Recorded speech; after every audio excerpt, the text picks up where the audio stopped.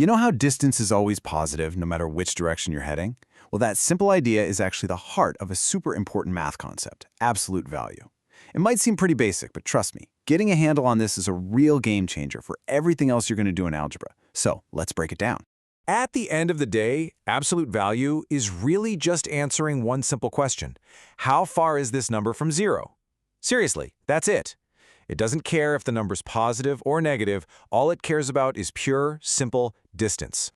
So absolute value is just our mathematical way of talking about that distance. And since you can't have negative distance, right? You can't walk negative 10 feet. The absolute value of any number is always going to be positive. Or, in one very special case, it'll be zero. All right, so we've got the basic idea down. Now let's dig in a little deeper. We're going to see what those two little bars you see around a number actually mean when you put them into practice. Okay, picture this. You're standing at 0 on a giant number line. If you take 5 steps to the right, you land on positive 5. Go back to the start and take 5 steps to the left, you're on negative 5. But here's the key question. In both cases, how far did you actually walk? 5 steps. And that is absolute value in a nutshell.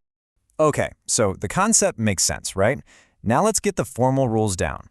You can think of these as the essential tools you're going to need in your math toolkit to solve any absolute value problem.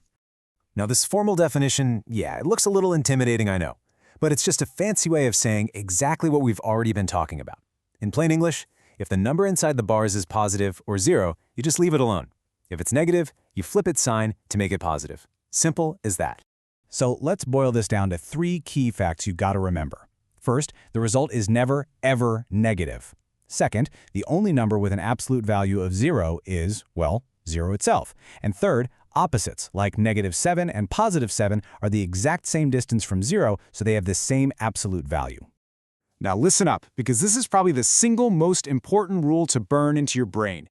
You have to treat those absolute value bars just like parentheses. They're a grouping symbol. That means you always have to simplify whatever's going on inside them first before you do anything else.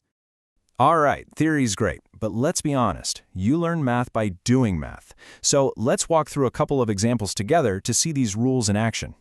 In this first one, it's so tempting to just look at the 3 and the 8 separately. But nope, remember the rule. Simplify inside the bars first. So 3 minus 8 is negative 5. Now we can take the absolute value of negative 5, which is just 5. And finally, we finish the problem. 5 plus 2 equals 7. Done. Okay, let's try a trickier one. We've got 2 different absolute values here, so we solve each one on its own. Inside the first one, 4 minus 9 is negative 5, and its absolute value is 5. The absolute value of negative 3 is just 3.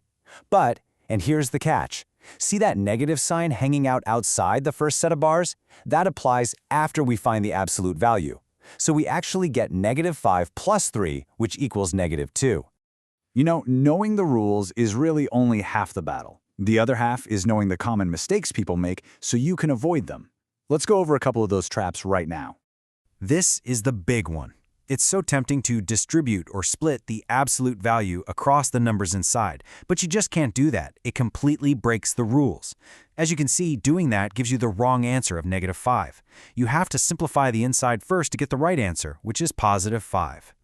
Here's another common myth. The idea that the final answer in a problem with absolute value is always positive.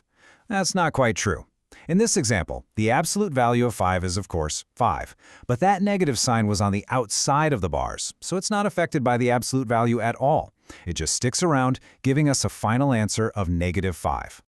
So, you might be wondering, okay, cool, but why does any of this matter outside of a math class? Well, believe it or not, absolute value is a concept that's actually powering technology you use every single day. Just think about your GPS. When it calculates a route, it's all about distances. And it doesn't matter if you're going north or south, the distance is always just a positive number. Absolute value is what makes sure all those calculations make sense in the real world. I mean, you can't drive negative 5 miles, right? So we've really nailed down that absolute value is about finding a number's distance from 0. But what if we flip that idea on its head? What if we already know the distance, but we don't know the original number?